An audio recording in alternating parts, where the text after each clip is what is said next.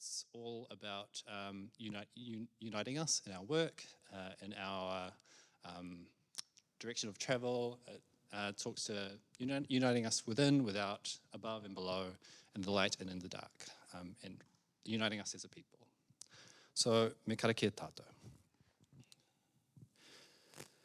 Tuia ki runga, tuia ki raro, tuia ki roto, tuia ki waho. Tuia ki te here tāngata, ka rongo te pō, ka rongo te ao, haumi e, hui e, tāi ki e. Tēnā tātou. I te tuatahi King Maunga Whau, te Waitamata, tēnā kōrua. Ki te mana whenua, Ngāti whātua me ona hapu, tēnā koutou. Te wharu e tu nei, te papa e tākoto mai ana, tēnā kōrua. Ki ngā rangatira, tēnā koutou. Ki te kai kōrero, George, nau mai, haere mai, ki Tāmiki Makaurau, me te Aotearoa. Ki te taumata, tēnā koutou. Ka nui te mihi ki a tātou. Ki te kai whakahaere, te ringawera, tēnā koutou. Ki ngā manuhiri, tēnā koutou. O ti rā, ki a tātou e tau nei, ka nui taku mihi. He mihi mai oha, he mihi aroha ki te kaupapa o te rā. Just to acknowledge all of the people that made today possible, or acknowledge the mana whenua, Ngāti Whātua, acknowledge our guardians, Maunga Whau and Waitamata sitting out there. Acknowledging this wonderful building, this whare that we are in, and the land that we are on. To the leaders in the room, to our speaker today, George, welcome to Auckland and thank you for joining us. To my fellow speakers on the panel, welcome and looking forward to getting into conversation with you. And to those who helped to organise today, and to our hosts at University of Auckland, the Creative Arts and Industries. Thank you for having us. And to all of you for turning up, thank you for your attention, thank you for your time, and for your commitment to this kaupapa. Tēnei kaupapa whakahirehira ki a mātou ko ngā mahi a wahatanga me ngā mahi e hāpai ngā hāpori e noho tāta e nei mahi ki te ngākau o ngā whānau katoa. This is work that is very important to all of us who are speaking tonight and probably to all of you in the room tonight. The combination of creativity and community work and the possibility that can come out of that. So welcome to that kaupapa and thank you again for your time. He whakakapi, ka tiki te kōrero, mā te wānanga ka rongo, mā te rongo ka mōhio, mā te mōhio ka marama, mā te marama ka mātou, mā te mātou ka ora te iwi. Just to close, I wanted to share a whakatauki that I use in my work a lot and guides a lot of our co-design practice at Curative. It roughly translates to this. Through learning comes perception, through perception comes awareness, through awareness comes understanding, through understanding comes knowledge, and through knowledge comes well-being for our people. So it talks to that beautiful process that takes us from listening very deeply and very carefully to understand the needs of our community. Nō reira, tēnā koutou, tēnā tātou katoa.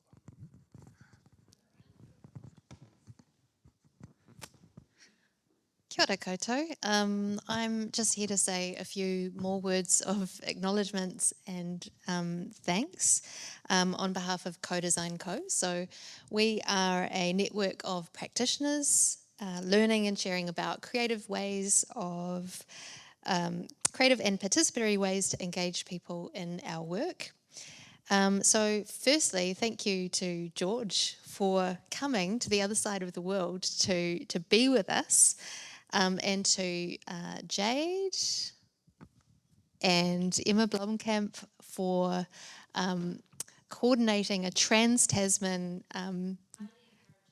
highly encouraging, coordinating, facilitating amazing connections across Australia and Aotearoa that have made this possible this series of wonderful events under the banner of doing design differently, so that we can all come together and connect and learn and share and talk about how we might do design differently. I want to acknowledge and thank our hosts here today in the design programs and the Faculty of Creative Arts at Waipapa Taumata Rau. Thanks also to For Purpose for their support for this event, to Curative and Khan for hosting us this afternoon. Another wonderful opportunity to share and learn. And thank you to Kiana for hosting and moderating and struggling through your sickness. And I hope that you have some rest ahead of you tomorrow. And thank you very much, our panelists, Khan and Cecilia. Okay, and I will hand over to...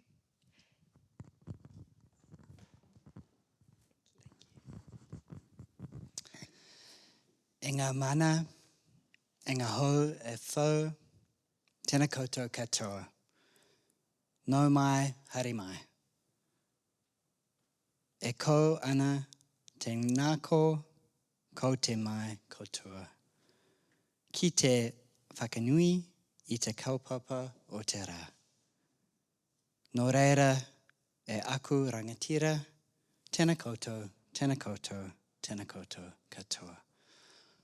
That is a welcome to the space, to this place, and to all of you coming tonight.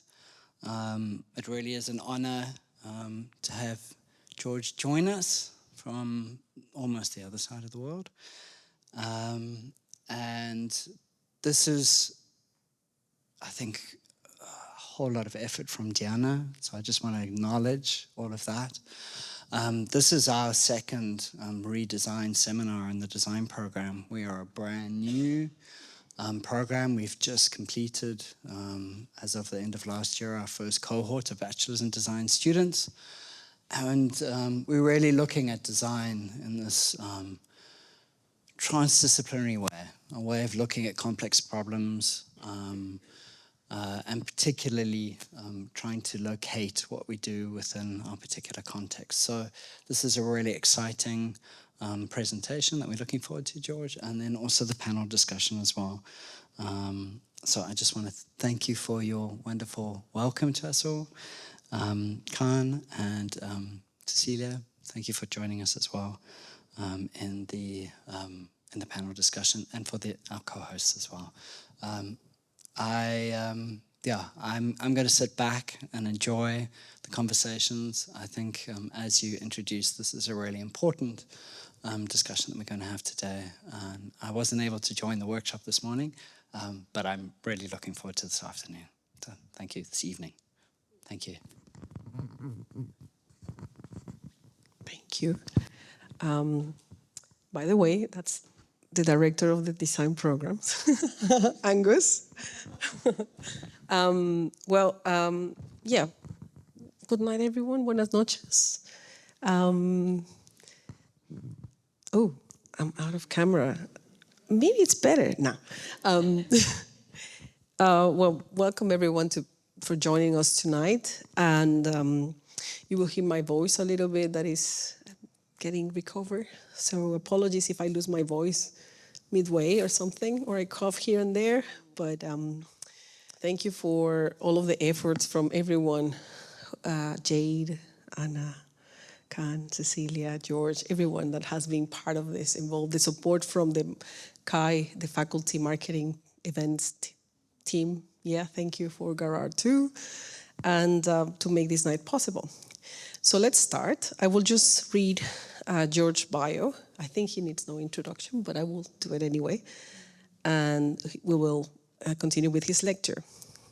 So George is co-founder of Greater Good Studio, to use design to heal, to be just, to be restorative. Previously, he spent 7 years at a global innovation firm before being hired as the first human-centered designer at the Chicago Transit Authority. Since founding Greater Good, He guides clients and teams through complex projects that honor reality, create ownership, and build power. He speaks frequently across the US and internationally. George held the position of full professor adjunct at the School of the Art Institute of Chicago and now teaches part-time at Northwestern University. So if you, Paki, some applause for George, please.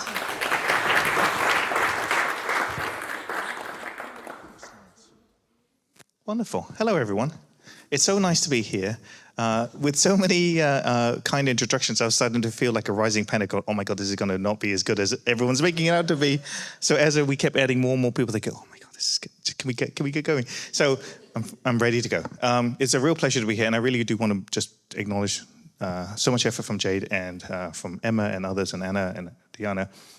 As I've been visiting multiple cities, I've been feeling a very palpable sense of an enormous amount of social capital has been spent organizing and extending towards me, and I feel they take that very, very seriously.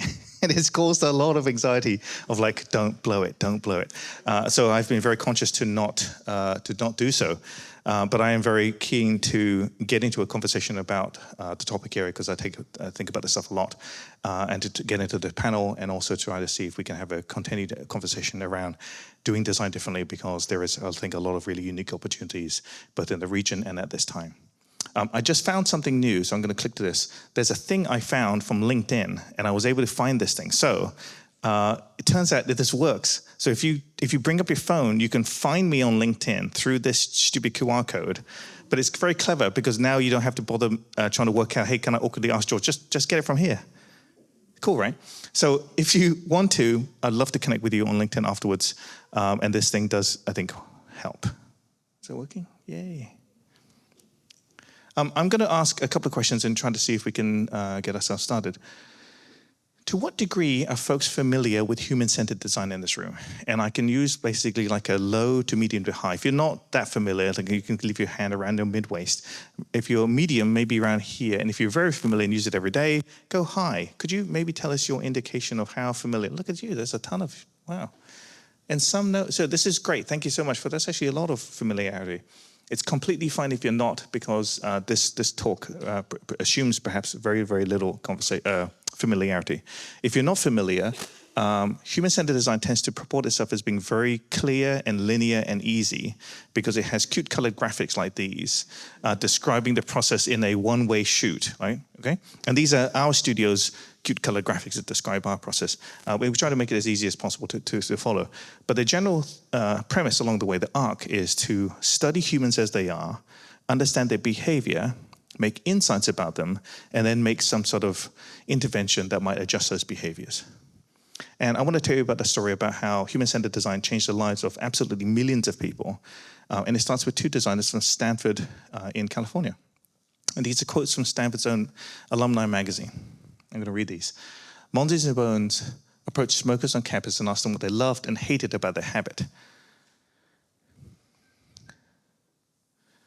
Their complaints were consistent: fear of being seen with a cigarette and paranoia about smelling of smoke on a first date. Isn't that a good insight? Their first prototypes were ad hoc assemblies of bespoke components and items found on drugstore shelves. The student team designed a smoking cessation product, and they followed everything that was taught to them at Stanford. They essentially studied humans as they are, looked at the behaviors that they have, made insights around those behaviors, and then produced interventions that adjusted those behaviors. And this is where the story goes a little sideways, because actually this is the story of the Juul cigarette. The product that has now become it has enormous impact around the world. And while I believe that the earnestness of those two students discussing smoking cessation has proven to be quite effective for a number of people, something has also happened along the way.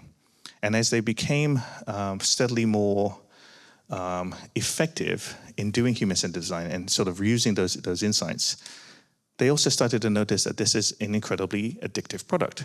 And it got onto the radar of Philip Morris to add to their addiction portfolio at the value of around about $12 billion back in 2018. Because along the way, as they were thinking about keeping themselves as a fairly medicinal or clinical product, they also started having thoughts around making it be fruit flavored and marketing directly to young people as a new alternative to smoking. It's curious about how those decisions get made and curious about how those products that go from being clinical to perhaps commercial.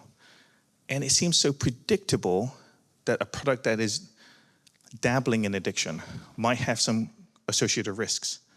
And it's concerning to me that somewhere along the line, they chose one path and not the other. Maybe in the face of $12 billion, I don't know how you would face that decision. I know I would probably have a very hard time as well. And it ends up bringing up the question for me around how did we lose our way? How as an industry did we not see this coming when really everyone could have probably told you? And I'm not really highlighting Stanford necessarily per se, but I actually think high-end universities that have high reputations, perhaps like this one, have projects in our works, in student labs, where we're debating about something that could be equally dramatically impactful, that could cause perhaps large harm under the guise of doing design for them, for those individuals. How will we know? Now, it's not as though design hasn't had guidelines or criteria or even principles for good design. Is anyone familiar with Dieter Rams? Dieter Rams is a legendary living designer, German. They led the Braun design company for a long, long time. And their physical products ended up becoming a big reference for Johnny Ive and the Apple design team for decades. Now, design has had many, many different pathways to become the one it is. And some of you, depending on how much familiarity you have with design, might identify on different branches of design. So it's not as though it's a uniform sort of monolith. But again, going back to these principles from Dieter Rams, we have principles. We have clear ones. And I, as a design professor, have taught this one many, many times. Now, across these 10, the dual e-cigarette would still pass. Funny that. Even number 6, good design is honest. That product will honestly kill you. So how is it possible that the dual e-cigarette, as cool as that product is, and then as potentially destructive as it is, get through? This is the gold standard as far as I know. What we essentially have in design is a craft-based system for evaluating what good is. And I think it's the one that I tend to dabble in. It's the currency we tend to work in as a designer, perhaps as ones that we've been taught. This has been primarily the sort of the main framework to evaluating where the good is. And as a design teacher, I might wonder if perhaps that's what we are primarily using to evaluate students in their work. But I think what I'm trying to identify is a lack of an ethical-based framework, something that in addition to the craft-based one that we have is what we need. That it might not simply be enough to simply base on craft whether a student gets a pass or a fail, or whether a student gets funding or not. There might have to be some additional questions asked of students so that we don't simply say how cool it is, but whether it should exist in the first place at all. In lieu of there being this larger framework, we have this situation. It's a BYOE. It's like a bring your own ethics game where the individual team members going into these projects have their own set of individual ethics, which may be either under-articulated or really clear, but is mingled with the other teammates and just blended together into a little cocktail of ethics per team, per project, every single time. That's not how an industry works, but it's how our industry works. Which is kind of funny because it makes us think, like, if we had maybe stayed in our lane using design to work on commercial products, maybe doing an air freshener for SC Johnson or working out a new app for Starbucks, maybe it wouldn't matter so much. But design keeps dabbling in areas that are well outside of what it was originally intended for. And it makes me wonder, perhaps, are we becoming a bit of a liability? Are we actually ready for the projects that we're signing ourselves up for? And more importantly, for the ones that we're getting invited to, maybe assuming that those ethics are in place. So let me back up. My name is George A. I'm one of the co-founders and director of innovation at Greater Good Studio. And we've had the good fortune of being in business for 12 years, working with nonprofits, foundations, and government. And we've been struggling to work out how to run a business in this way since working within a capitalist structure has lots of problems already, but then trying to do the work in the design, in the social sector, adds another layer of complication. We started, though, our studio with some founding beliefs that are as true today as they were 12 years ago. We believe that status quo is unacceptable, and that actually might be the biggest thing we're fighting up against. The lived experience is expertise and shouldn't be continuously discounted the way it tends to be.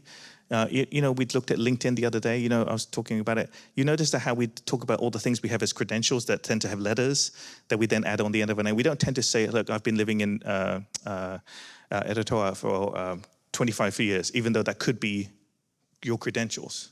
And in many cases, that actually is all one should have. So to elevate that, I think is something that we continue to fight for. And that lastly, design is transformative, because we think that not only can the work change our clients, change perhaps processes, but actually change us as well. So with these founding beliefs, we've ended up working across a whole bunch of different topic areas that have been complicated and long-standing and entrenched, and these have taken decades to get to this level of calcification. And it would be naive of us to think that we can somehow solve these in a 16-week project on a Gantt chart, but rather to tackle them with the same longitudinal view as it took for them to get here is probably the way we should be operating. Meeting with clients who also see the long view and kind of planning for the marathon and not the sprint. I mean, there are things called design sprints, but do you know what I mean? Like thinking about the long view versus the short. As an industry, and I know as my training and as a participant in that training, I feel like we have been making our industry full of people who are ready to say yes at all times, at all costs, but rarely pausing to say no. And I think our ability to be able to say yes tends to be almost Pavlovian. We kind of can't help ourselves. As soon as an RFP or the new word that's new to be tender gets on the radar, boom, people jump into action. We can't help it. And it's troubling because we go, whoa, I'm like being pulled like towards a black hole, just rushing into something, because we know that we have to say yes in most cases. In fact, if you think about how our portfolios are made, by logic, they can only be made by saying yes to many things. So to say no would not produce portfolios, logically speaking. But when and how will we ever get that practice? It seems that perhaps the moments when we are trying to maybe slow things down tends to show up inside us as a quiet little voice, our conscience, as it were, hoping, perhaps in some cases even screaming to say, like, there's something funny about this tender, about this RFP, something about how this project has been framed. And I know that in me, when I've had that quiet little voice come up, it always came at the wrong time. And it would always kind of flare up and say, are you sure you want to do this? And what I would always go, shh, not now, bro. Like, this is not a good time. I have a good thing here. Don't blow it. Like I'm telling myself. And every time it would flare up, I go, shh, and I would shush it again and again and again. And it started to bother me how used to it I was to shushing the voice that kept flaring up. And after working at a large consultancy for about 7 years, my worry is that I was going to become so numb to the voice that I won't even bother shushing. It will just sort of go, it will just dissipate. I'm going to share some examples of the kinds of questions that it would flare up during, and I wonder if perhaps you might recognize a few of them. I don't think that these 10 questions are that profound per se, but just I wonder if you and I could have a chat about which ones you recognize. What is design's relationship to power and privilege? Each of these is a mini lecture, by the way, or could become its own course.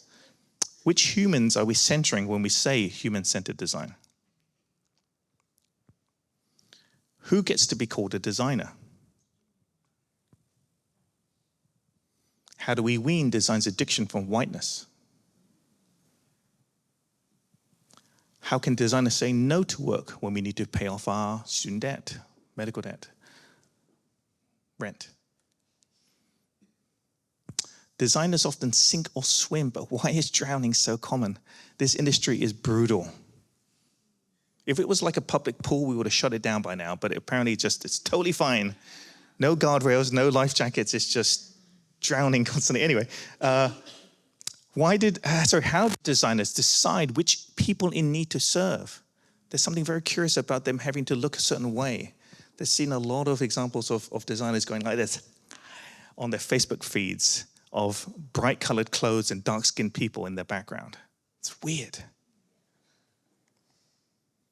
Why does philanthropy, not community, set the agenda for social change? What's the cost of speaking up? And what's the cost if we don't? All of these questions are a nightmare, I'm sorry. They're just awful questions. And the last one is a real doozy. What right do I have to do this work? These questions are the kind that are impossible to answer and are best done over drinks, just so you know. But they're the kind that keep you up at night because they tend to be the things that we never talk about. I know they rattle around in your heads. You may have a variation on these. You might have a whole nother 10 that I love to talk to you about. But I know that these 10 have meant a lot for me because I have shushed every single one of them. I feel like we need space to talk about these because they live in me and I'm concerned that they will never have time to ever be spoken out loud. And it's these kinds of observations about the design industry that I've had the good fortune to be able to write about.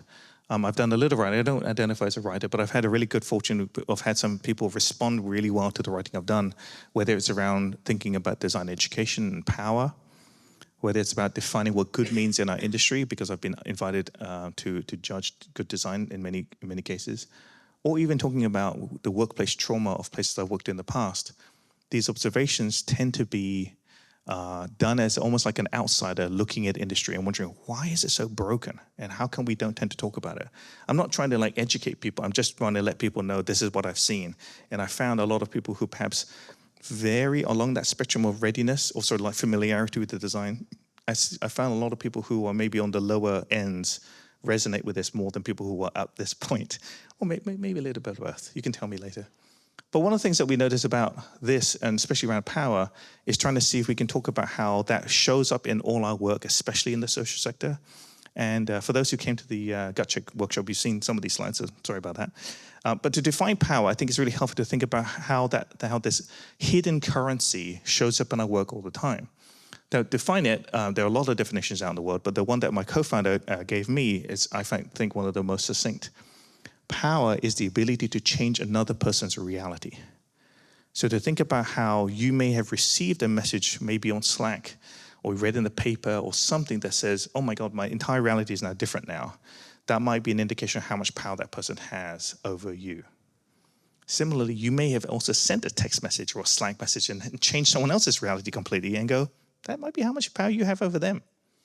So power is this reality changing aspect. And I think it's powerful to talk about it at the scale of one-to-one person as opposed to at the world leader level, because it makes it so abstract. Alongside thinking about how to define power, it's helpful to think about the idea of power asymmetry. It's this thing that I think I found a little clearer language for versus the one I've heard, which is power dynamics. There was some weird power dynamics in that meeting room. And if that's the case, I want to kind of add this additional layer, which is asymmetry, which is the observation that power is often lopsided. So when you have weird power dynamics in a room, it might be because there's concentrated power on one end and everybody else is kind of flapping around wondering what's going on. So I want to visualize this phenomenon of asymmetry. Kind of looks like this big fat triangle I made in Keynote, not very sophisticated. But I'm going to ask, has anyone ever here started a design project, and from the very first second you go, I'm never getting out alive. This is so wackadoo. This timeline doesn't make sense. This project, this team doesn't make sense. I don't know, why is this budget a third of what it should be? Anybody had that in their career? I feel like most of my career was spent doing that. Oh my God. If that's the case, just to make this visualization feel real, that's you on the sharp, pointy end of that triangle. Does that work for you? So if that's you on the sharp, pointy end, there's someone on the wide end pressing down on you, making you feel powerless. I've had that feeling, that feeling of I'm pinned in place many, many times. I'm incredibly familiar with it. So to talk about asymmetric relationships, there are plenty of them. And I'm going to highlight just a few because I feel like a lot of the world has asymmetry baked into relationships that you interact with. And you might find yourself on either one of these two sides throughout the day. I don't think it's fixed. But somewhat dependent upon the roles we play, Those roles come with certain power, and in some cases with very little power. So law enforcement with detainees, doctors to patients, employees and employees, funders to grantees, it goes on. There's even a certain amount of asymmetry with me and all of you, since I'm the only one with a microphone.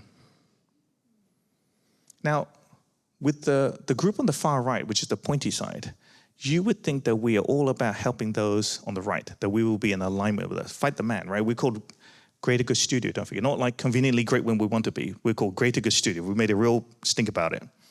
Where do you think we actually show up across that spectrum of pointy to wide when we do our work?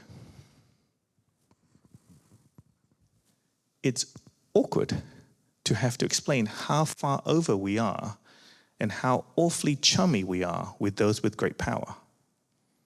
I would love to say we're all about those on the right, but actually I just think that that's us being grossly naive. We have to be next door, hand in hand with those with great power to do projects at all as a studio. We don't get paid, we don't get contracts, we don't get relationships, we don't get access. Can you see how this might be a problem here? From how I'm arguing, at least. Our alignment with those with great power makes us potentially very right for co-option, very right for providing cover, or straight up just being used. You would think we could tell, but if that was the case, then we wouldn't have a Julie cigarette and I wouldn't be on this stage right now. I don't know if we know how to tell as a studio or as an industry. So our ability to become friends with and get paid by those with great power make us at risk of making things worse for the very people we're supposed to be helping every time we do projects. When we work in the shadow of power asymmetry, we become a very useful tool.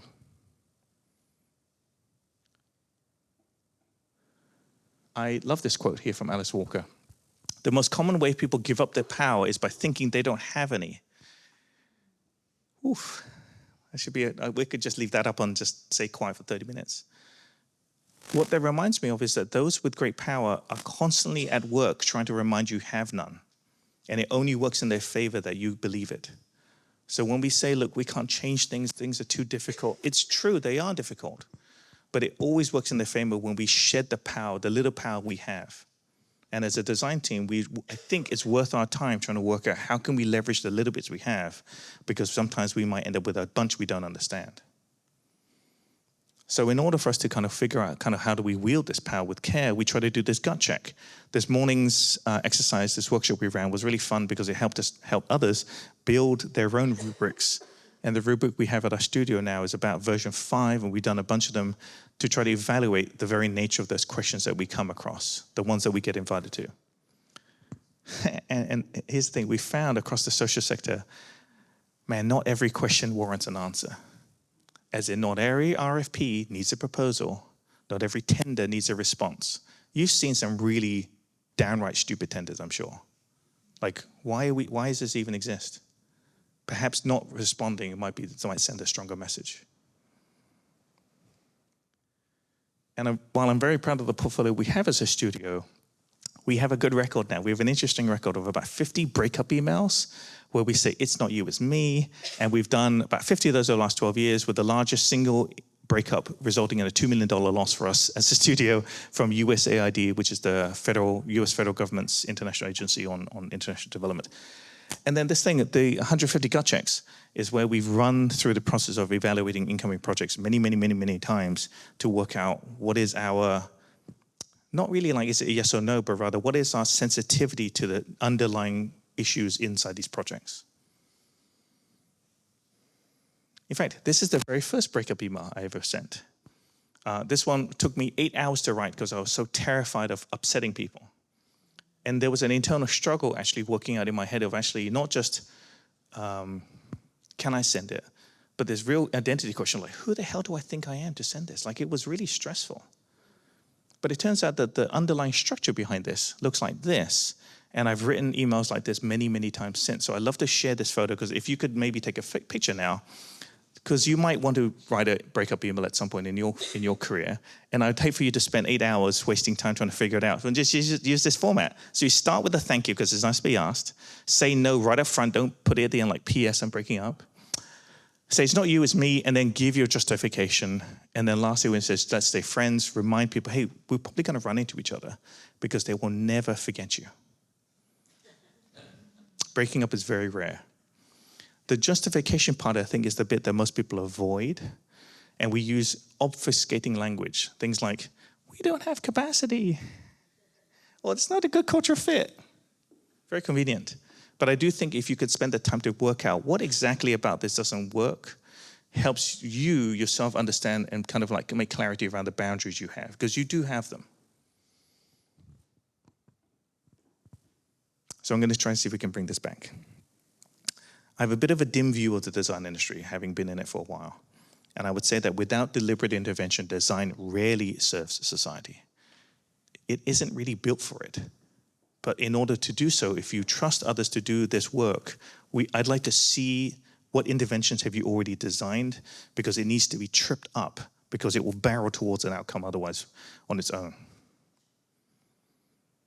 And that for a long time, at least the last 10 years I remember coming up in the industry, we kept hearing about design leadership wanting to get a seat at the table. Do you guys remember this?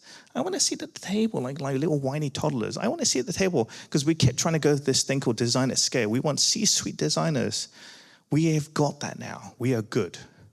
And in the pursuit to try to get design at scale, we have ended up causing harm at scale without really all that much pause.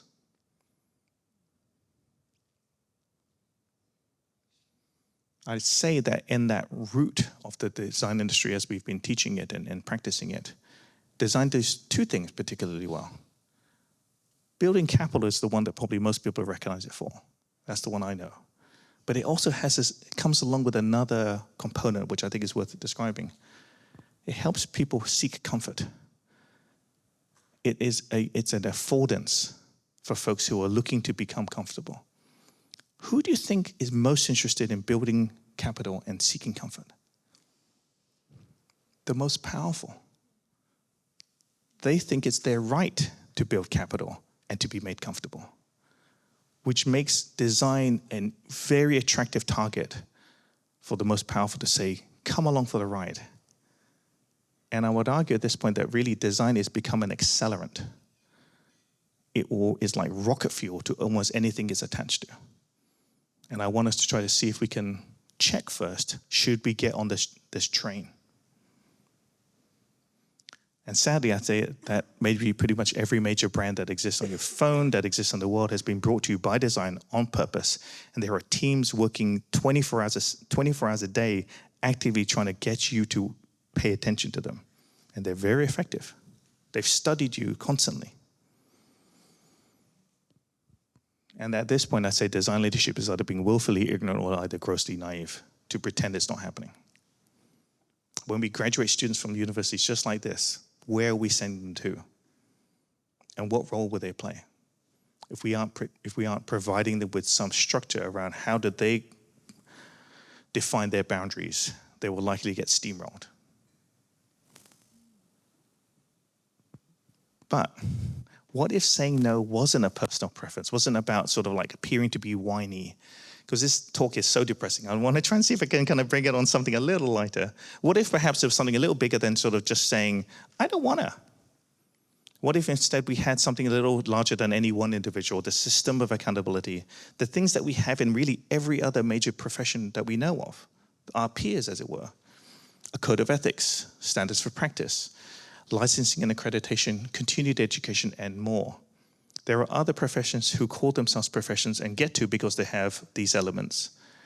And that as a design industry, we could be dismissed as a trade and not the profession we claim to be when we still have these things absent in our practice.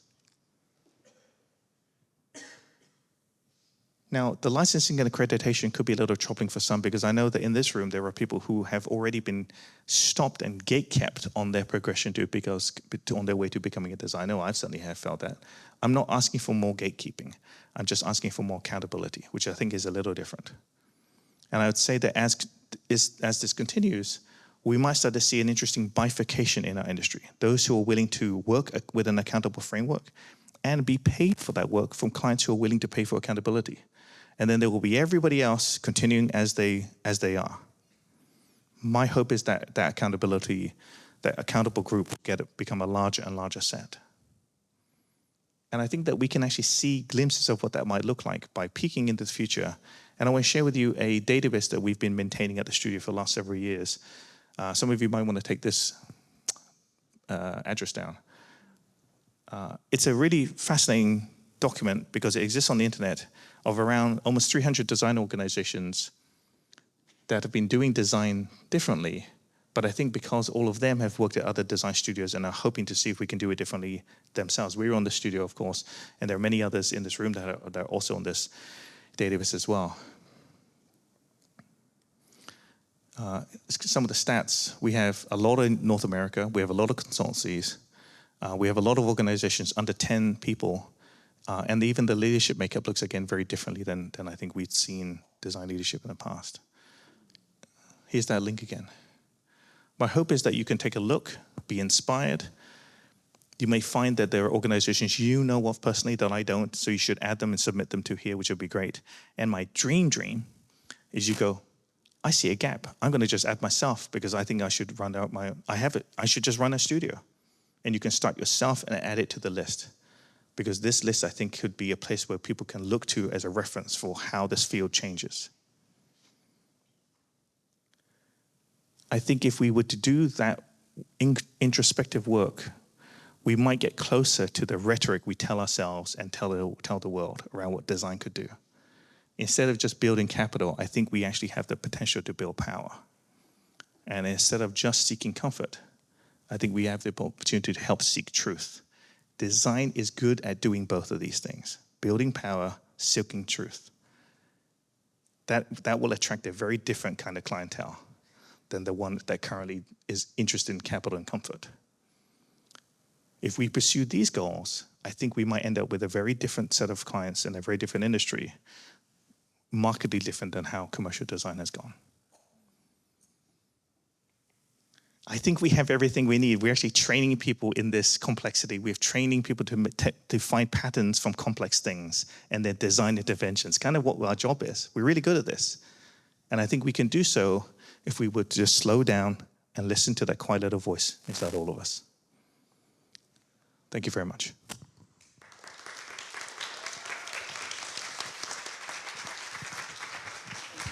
I invite you to have a seat here, please.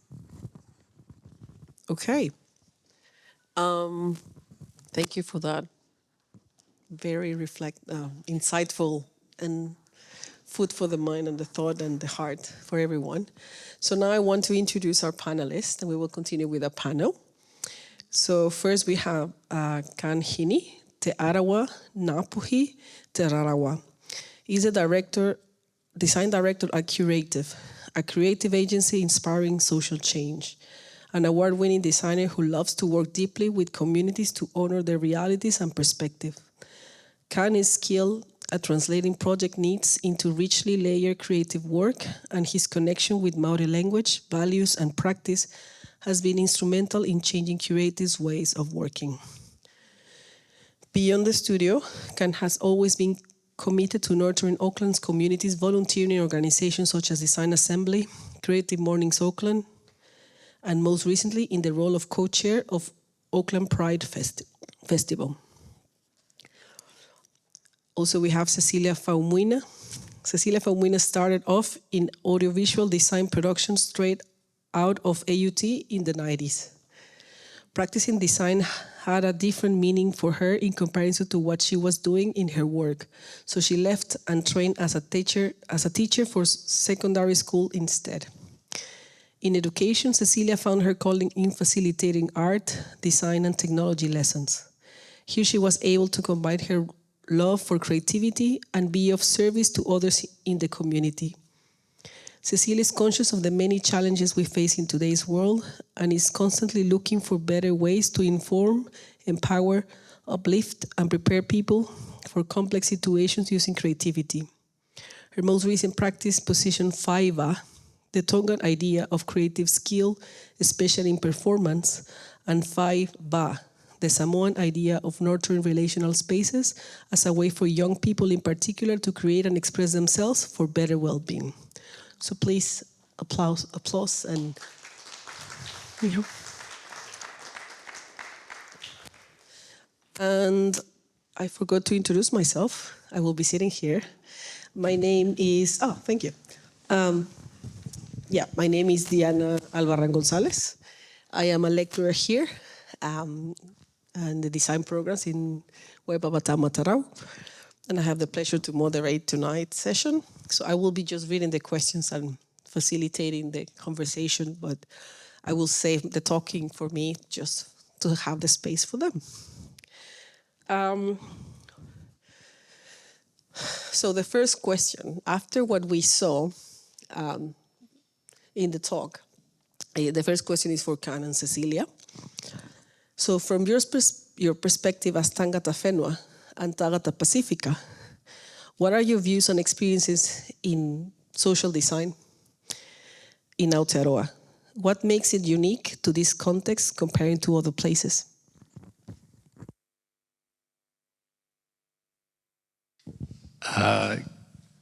Kia ora, and thank you for the welcome, and thank you to George for the talk. It was really compelling. Lots of really meaty questions for us to think about.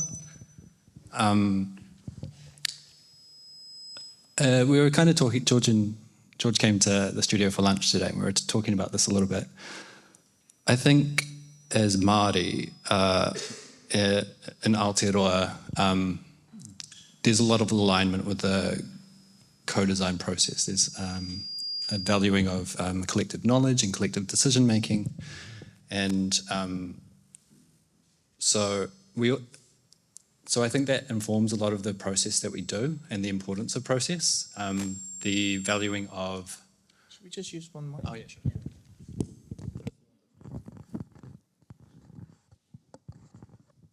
The valuing of whanaungatanga is really important, relationship building, and when we build relationships deeply, you feel a responsibility and that accountability that you mentioned to the communities that you work for, and that echoes across a lot of the projects, every project that we do. We feel a responsibility to the communities that we are working for and alongside, not to the people that are funding the project. And so we're quite comfortable holding that sovereignty. Again, a key principle of Māori is sovereignty, of mana motuake, and being able to hold firm to that and say, we don't think what you're suggesting is right. I think this is better, because this is what the community has told us. Being values-led and valuing and decentering our own kind of, acknowledging the power that we have, decentering it, and allowing as much power as we can channel to the communities that we're working for is key. And a responsibility that I feel as Māori to represent those communities. And some of the other values that, all of this kind of is within our founding document, Te Tiriti of Waitangi and He Whakaputanga, the Declaration of Independence. We have guidance already. We have a document that says we must create opportunities to partner with our communities, to ensure that there is participation at every level, and protection of the taonga of our people.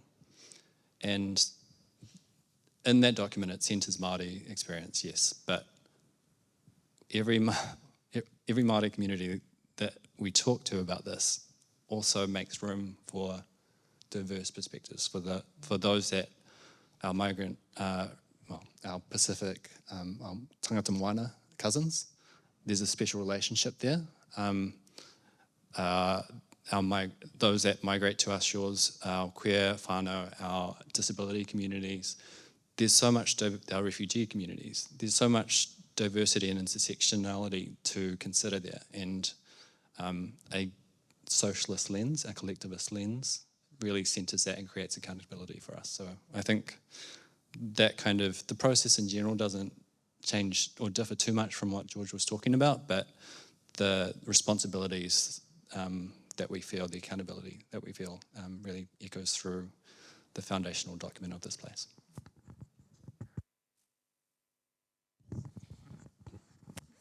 Kia ora everyone, thank you for this opportunity. Thank you George, thank you Kaan and Diana. So from a Pacific lens, and that's quite an interesting lens because being Pacific, I can't speak for all Pacific. So there's so many islands that make up Oceania, and so already I, am set apart somehow. And then even though my mother is Tongan, my father is Samoan, I'm first generation islander brought up here in New Zealand. So again, another worldview that's quite set apart. But really grateful that we have tangata whenua here that we can, I feel empowered as a Pacific Islander because they give us permission to draw on our worldviews. So I feel in Aotearoa we're becoming more and more accepting of these Indigenous worldviews, which is awesome. I haven't been to other places to know what they do there, but what I know to be true from my upbringing or from my culture is if you have a heart and a mouth, use it. Yeah.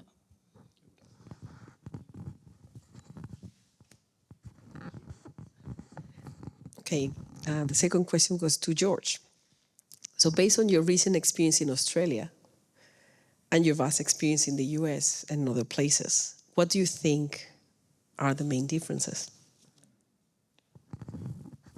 I've been so fortunate to have worked and practiced in the US now, and I've seen a growing change of clients who are ready, and that's been wonderful. But I think that one of the remarkable things having come over here is just how ready everybody else is, not just clients, but the community, the design practitioners. I feel like everyone's so ready here that I was mentioning at the lunch, I feel like I kind of stepped into the future from where I am right now in the United States. And I think that to me feels a little bit, I have to assume that perhaps the familiarity and the power that Indigenous voice have here is part of what that makes that feel as though it's more advanced and ready. We are miles away from where you guys are in terms of sovereignty, conversation around reparations for even the African Americans we have in the United States is decades away. And then the kind of land back movement within the United States is probably further decades again behind. While there are Indigenous practitioners of design, I'm still not that close to them. And I think for me, this is one of the most remarkable parts of this trip, is trying to see if I can get into greater proximity with those who are practicing and are connected to the land here, both in Australia and in New Zealand. So I'm very excited about what I'm seeing. I have a crush, if that seems like a weird thing to say, like a professional crush across the region. And I'm hoping to learn as much as I can while being here. But I also think I can't get that far through LinkedIn and Zoom. So there's a real limit to that. So my hope is by being simply closer, I can start relationships that are harder to do. And, like a series of domino pieces can start those conversations that perhaps will lead to collaborations and learning along the way. Okay. The next question is to Kaan. How do you navigate the difference in worldviews between mainstream Western approaches in design and Matauranga Tikanga Maori in the projects that you do? I really love this question, and I kind of love the provocation that you had, George, around decolonizing design, or how do we, I don't know, I can't remember how exactly you put it, but like, how do we stop looking at or privileging white Western design? It's something that actually, when I first came back to New Zealand before curative was a thing, and Jade was talking to me about like my career, she encouraged me to lean into my Māori identity, and really took that to heart. And so thank you, Jade, for encouraging me to do that, to embrace my my whakapapa. I think it's fairly easy for, I want to acknowledge that I live and work within a bubble of people that are on the waka. Like they're fully committed to and believe in mana motuhake, and they learn about our treaty obligations and what te treaty is. And a lot of our clients that we engage with also believe that. So I'm able to hold my ground, and we as a studio are able to hold our ground a lot more than I think is true of the wider industry. But being values-led and saying upfront that this is what we believe in. We believe in being led by te treaty. We believe our values as an agency are that we believe people are the experts, that lived experience is important, that the communities that we walk alongside deserve to be valued for the perspectives that they have, that they deserve to be nourished, and like we talk a lot about the outcomes of our project, the impacts of our projects. How we always question, how are we building capacity into those communities? How are we building capability into those communities? Earlier today, over lunch, we were talking about a framework that we use for most of Curative's lifespan. We did the gut check thing. We had the questions about what projects we would take on and what we wouldn't. And that was fairly intuitive for most of its time. And from its founding, we said we would only take on projects that was creating good for our communities, for our people. So that's a fairly clear line, but we didn't formalize it. We didn't put it down onto paper, what the decision-making process was, until the last couple of years, where we were really focused on welcoming people into that process and putting down onto the paper how we make that decisions, what kind of questions we ask. And it's essentially the questions that George put up onto the screen earlier. Those 10 hard questions guide the way that we engage with projects. And when it comes to Māori and Mātauranga process, te tikanga, that is how we hold true to those values. That's how we centered those values first. Having a framework to work within that protect us from mainstream Western systemic structural biases. Now to Cecilia. How do you navigate the difference in worldviews between same like mainstream approaches and Pacific approaches, especially knowing the type of mahi you did for your PhD, that it was so grounded in as described as in Tongan and Samoan perspectives? Kia ora for the question. Okay. Okay, so I guess for me, when creating, especially if it's to serve my people or the people that I come across. So for me, I was a teacher for 20 years, and for me, teaching is service. It's, you're there to serve the kids. So thinking about that, I drew on my Samoan and Tongan culture a lot because my father was always, his thing was, if you're going to be in these positions, you're there to serve. And if you're going to serve, then you should know the people who you are serving. So even like in teaching, I did that in a weird way as well. So I left design because I had to advertise for Rothmans and for Lion Breweries. And in statistics, Māori and Pacific Islanders are right up there, right? So of course I didn't want to advertise for that. So that's why I went into teaching. But then in teaching, I used to take the after-school kids. I don't know, is anyone here an extracurricular kid who stayed after school and did rock band and all of that stuff? Yeah, well, I used to look after those students. So these students were kind of like the rebellious kids in the school. And I just thought, actually, they do some awesome work in here. I don't know what the problem is. So I used to take them to festivals and to comps, rock band competitions, things like that. And I actually wrote a poem about it. Can I share the poem? Okay. So I took these students to Polyfest, which is, as you know, it's a competition that happens here in Auckland, where all Māori and Pasifika students will showcase what they've learnt throughout the year. And the school that I taught at, they weren't happy with me taking these students. So this is the poem that I wrote in response. I teach in spaces because of opportunities my parents gifted me growing up.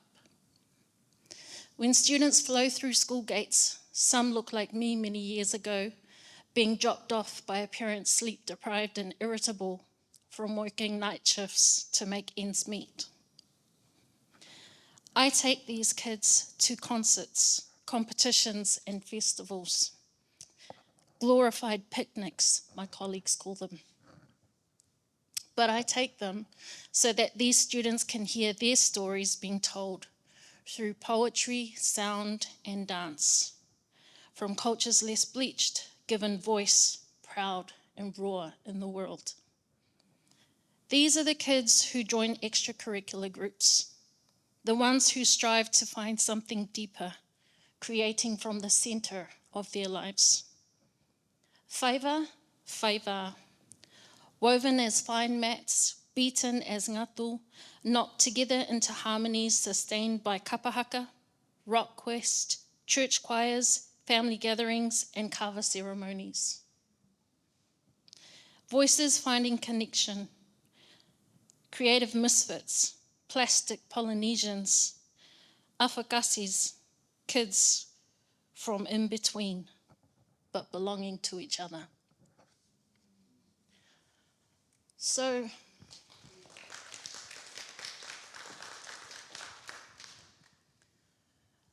for me, I shared that with my students. Don't know why I thought that would be a good idea. But then the students shared their experiences about what it's like not fitting in at school. And so from these stories, I began to understand these students a whole lot more. And then we put our works together to put on the school production. The principal came to see this school production, and it was a mix of my poems, the student poems, and they had rallied up 50 other kids to be the actors and actresses. So in doing this, I guess for the principal, it was a new way of doing things. We weren't doing Shakespeare, but we were still learning. We were still doing English. But it was them speaking from their point of view and still using those skills that they had to learn at school. So for me, the difference between a Moana Oceanic perspective versus a Western perspective is immersing yourself into the culture that exists to really know how they operate.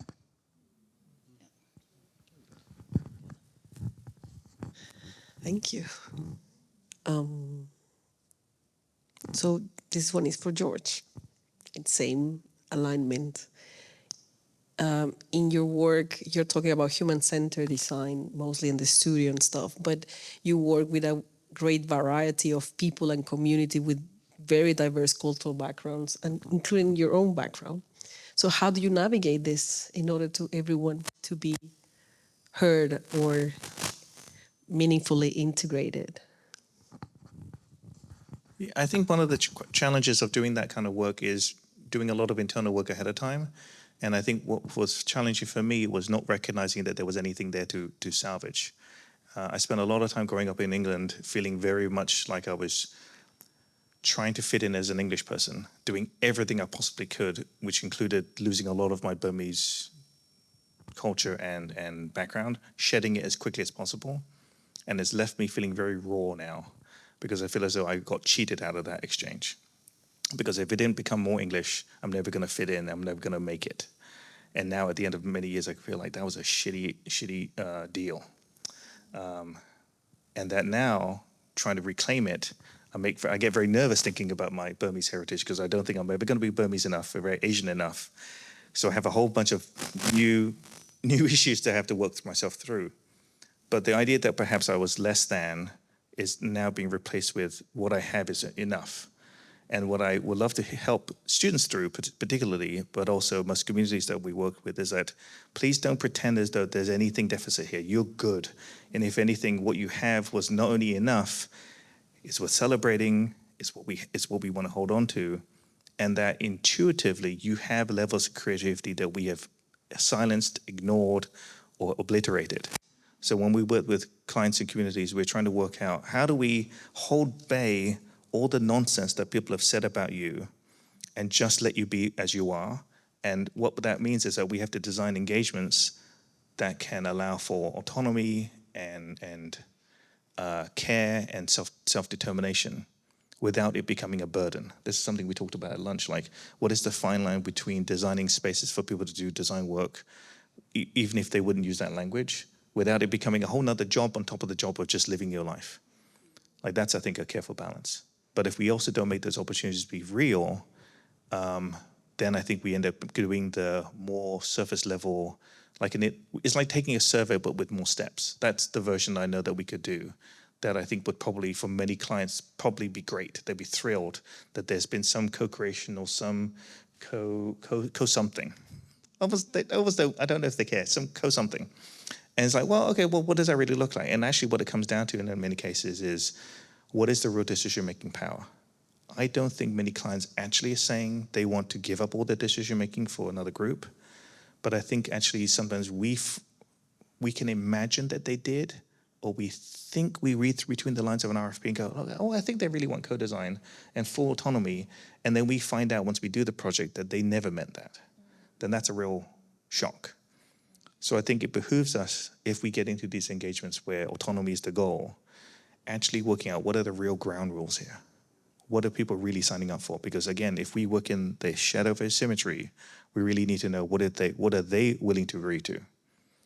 So one of the few things we do up front, even before we get into a gut check, is actually have a conversation with those potential clients in the first 60 minutes and say, knowing how good our team is at doing research, we will get to insights that might not just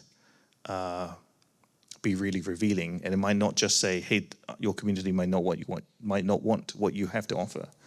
We might actually realize that you are implicated by this research, that you have been part of the problem the whole time. How do you plan on handling that? How do you handle on not just you, but your clients handling that revelation? Because it's probably going to come up. And that splits our clients in half. One group say, hell no, that isn't what are you talking about? Why would you make it more complicated, bro? Just like do the thing. You know what I mean, right? There's a group that's like, just stop making it harder. And then another group, they'll say, I didn't even know we could get that. Is that a thing? Like, we can get that? I said, yeah. I said, let's have that. Don't worry about the RFP. Like, put that aside. Let's do this. And it's mind-blowing for them because they go, wow, I didn't know we could even get to that level of depth. I said, in those cases, I feel like, okay, we find our people. And what it helps us do is, if we want to have that level of autonomy and decision-making we talked about, I think it's on us to work out what are the ground rules. Who are we really working with, and what is their tolerance for change? because that actually ends up being some of the biggest condition setting for whether or not projects really happen. We can do the project all day long. We can write we can do the proposal. We can do all the phases, and nothing changes. Some of it should have been seen ahead of time because no one was actually ready. Or if you can identify that ahead of time, we will do whatever it takes usually to try to get that project to happen because they're very rare. So that condition identification, I think, is part of our job. Thank you. I think you just answered my question now. So I will ask, no, it's great. So I will ask that to Kiana and Cecilia.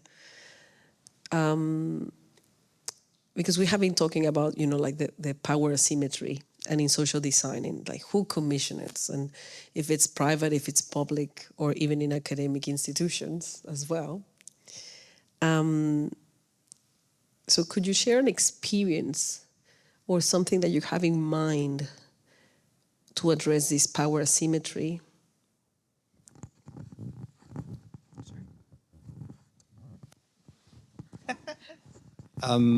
Yeah, I think we at Creative are very aware of that, and I want to acknowledge that Eddie, who is the director of the agency, is to, I think one of the points that you made, very aware and actively working to deconstruct that power imbalance and unlocks a lot of our ability to say no to clients. As the person who is responsible for the financial decisions that impact the agency, she is the point that is able to say, no, we won't do that, or we don't think this is the right thing for you to do. So we can stand up to clients who are asking for things that we don't think are right. And that's hugely empowering for us as an agency and for us to address and really kind of dig into the social issues that we are trying to deconstruct. And we have a pretty recent example of that where we engaged with a tender or RFP and went through, when we do one of these RFPs or tenders, we are upfront with our process. And we very rarely will do a creative pitch. We will go in with our process and say, we can't tell you what the answer is going to be because we haven't done a process. We haven't talked to the communities that you want us to work for. So until we do that, we can't give you an answer.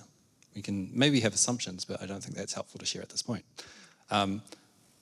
And by doing that, it often acts as a no to clients. If they're not happy with that process or if they want a clearer product, then they will walk away and choose somebody else. And that's cool.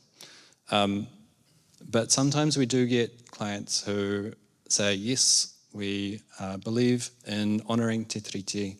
We have, like within Curative, we have a Māori Ropu who act as a gut check as well.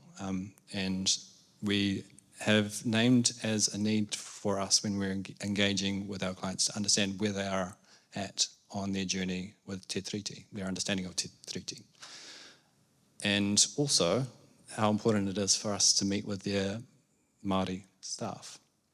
So we get a clear understanding of what their honouring of the te tiriti looks like and the creating of space for that community. Or if it's a different community that we're working for, making connections with the representation within that community, within the client's staff.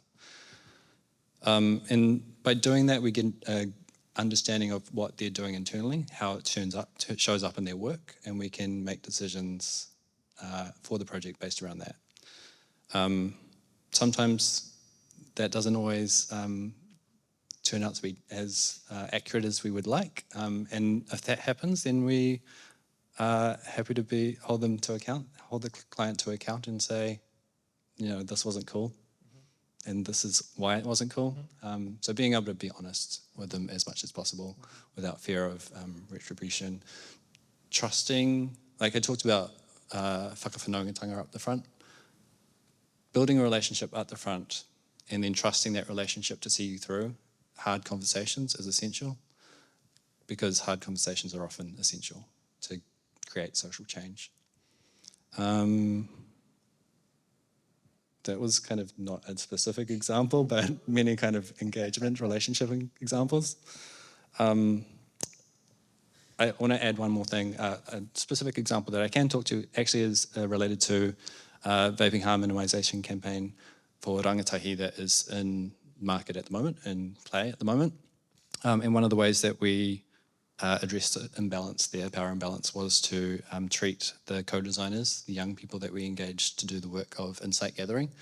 We treated them like employees. We paid them a wage and we gave them very clear job descriptions, and then they went out and did the work and came back with the insights. And at the end of it, at the end of the process, we gathered them all together and had a whole wānanga, where we again valued their perspectives, and we've continued to share back the work that has been done, the work that their suggestions, and to check that it's okay with them. So we're keeping them engaged all the way through, even to the point of being featured in the campaign itself. A lot of the rangatahi who formed the co-design group, which we call the Ha Collective. Ha means breath in Te Reo Māori.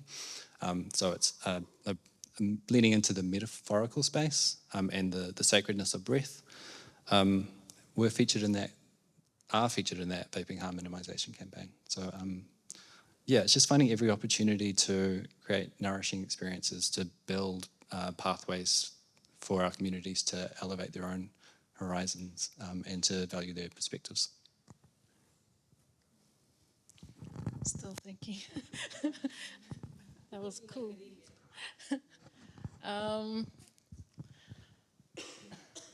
That power imbalance. Okay, so for me, one of my jobs one time was to go out into mental health spaces, people who were providing services for people with mental health issues, and give a Pacific point of view. But I only had an hour a week to be able to do that. So, of course, that's not possible. You want me to go and run these workshops with people, I don't know them, they don't know me. So how am I going to get their responses about what's good for mental health? So I took myself off that job, and that's what led me to looking at mental health from young people's perspectives, which I then took into teaching. So for me, operating from a Western perspective is quite difficult because I feel responsible to my ancestors before me. And so I know if they think it sucks, and they'll tell me, because you know that little small voice, right? Then it ain't right. Like I've got to change tactic. So that's kind of a thing. I think I use it from my Tongan perspective, and I'm a bit like George, where I feel quite plastic, like I'm trying to learn my culture. Because I grew up here, and of course, I didn't grow up in traditional ways. And so a lot of my students are like that. They don't know traditional ways. So we're all trying to learn it together. And we found that a lot of our mental health issues came from that not belonging. So what we decided to do together was learn traditional things together. And so I wasn't the expert, and neither were they. We were all teaching each other things. Just like in my design class, I didn't know how to 3D print. Some students were teaching me that, and I taught them technical drawing, which is the old school stuff, you know.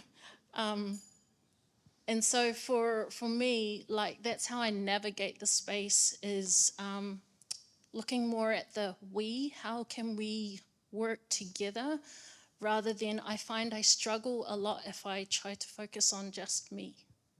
Yeah. Thank you.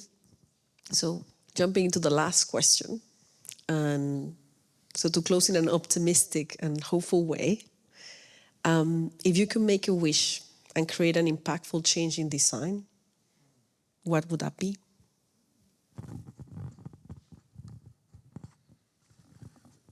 I wasn't quite ready for that one. That's good. I would like there to be just an acknowledgement of just how intuitive this practice is, and less pressure around it being formally trained and to rack up so many hours in technical skills as the only way in which you get to be called a designer. And I want to get to a point whereby we have legitimate design credentials just from living in today's world. And I think sometimes the demarcation of design or designer or not is an internal identity struggle I've had for years, and I think I've wasted a lot of time with that type of tension. I can do a pretty good impression of one though, so I play one on TV, as it were.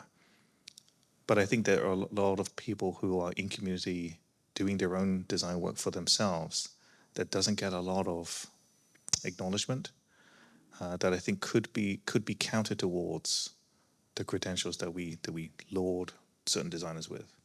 And I think if we could see that be acknowledged and recognized and celebrated, we might recognize that actually the term designer doesn't have to be so precious.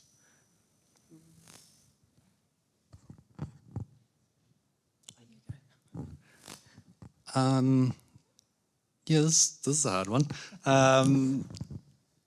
I think a lot of my initial reactions were based on the kind of idea that George shared about having a code of ethics for the industry, which I really struggled to get my head around, because I think a lot of I agree, ethics guide a lot of what curative does and how we operate. But the ethics of the design industry are tied so intrinsically with capitalism. So without deconstructing capitalism, how do we introduce those ethics? And that's why I'm like, Māori ways of being, Te Ao Māori is great, because that's socialism, that's collectivism, that's social responsibility. That's a responsibility to the wider community and to your local community as well. It scales all the way down to the neighbourhood that you live in and all the way up to the larger population. And so maybe my answer is socialism. That's a solid answer. But more like concretely, I think what would be really great if the designers, like understanding, one, what a designer is, and two, teaching designers as they come up to understand what the impact of their work is, not just to like put stuff out into the world without really considering the audience and doing work to understand the cultural context of the place that you are working in. We did at uni at AUT all those years ago a paper on the zeitgeist, but it was focused on the history of the place. It wasn't focused on the cultural context of now and all of the diverse communities that make up Aotearoa, until we understand as a people what a Māori community is. I mean, you can't, it's so diverse, but until you understand that diversity and celebrate that diversity and are willing to work towards understanding the needs of the most at risk parts of the community and work to elevate and to support those parts, then we're not going to be doing good design.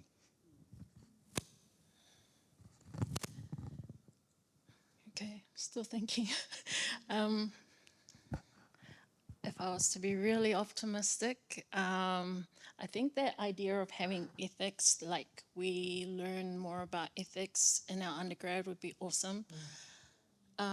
Because I don't think I ever learnt that in undergrad. And just like we have work experience, right, where you go around and do an internship, but wouldn't it be cool if you actually went into a community and sort of have firsthand experience how to do that?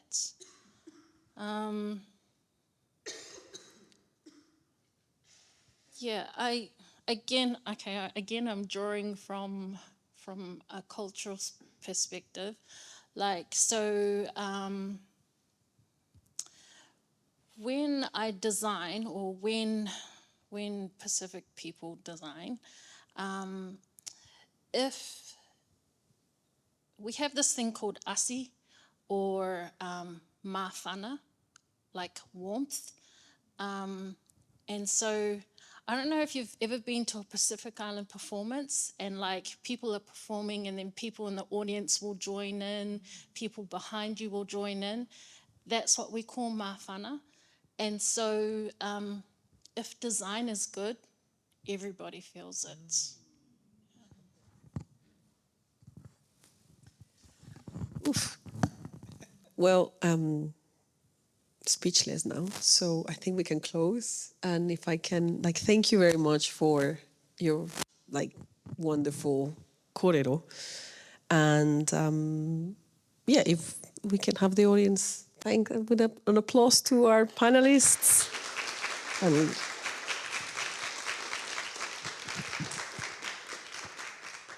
And I invite, yeah. Well, first, Angus will give you, in the name of our, just a little thank you from us. Yeah, it's just a little koha from our school to our panelists. Thank you very much for this wonderful kōrero. Yeah. I'm personally very, like, yeah, I've been very sick these past few days, but it's like I'm pulling this through. Like, I won't miss this for the world, because this has been amazing. It's such a pleasure and an honor to be part of, at least just reading the questions. But yeah, there's a lot of reflections that I invite you everyone to take in and just sit down and think this through a little bit more. As George says, with the gut check, but I also invite you to use your heart and the asi, el mawhana. So yeah, we will close with a karakia if we can, and then thank you. Kia ora, Kiana, and thank you for holding us tonight. Just to release us back into our daily lives and to rest all of the heavy discussion, allow it all to rest. Karakia tātou. Kia tātou katoa, te ata whai ati wahi ngaro, te aroha ki tētahi I tētahi, me ngā menakitanga o te wā, haumi e, tā e ki e. Kia ora.